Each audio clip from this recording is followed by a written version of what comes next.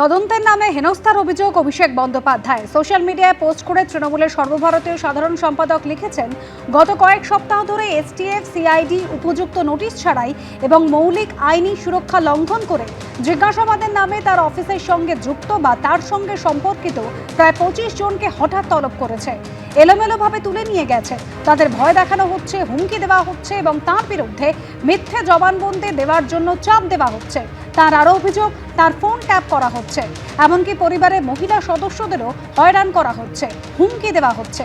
অভিষেক বন্দ্যোপাধ্যায় আরও লিখেছেন, এটি প্রতিহিংসার রাজনীতির নিকৃষ্ট চেহারা। একটি সরকার যার মুখ্যমন্ত্রী ঘুষ নিতে গিয়ে ক্যামেরায় ধরা পড়েছিলেন, যার বিরুদ্ধে সিবিআই এর একাধিক মামলা ঝুলছে, সে এখন তাকে টার্গেট করার জন্য রাষ্ট্রীয় সংস্থাগুলিকে ব্যবহার করছেন। সবশেষে তিনি লিখেছেন, যা করার করুন, আমি আমার শেষ নিঃশ্বাস পর্যন্ত মাথা নত করব না। সোশ্যাল মিডিয়ায় পোস্ট অভিষেক বন্দ্যোপাধ্যায়।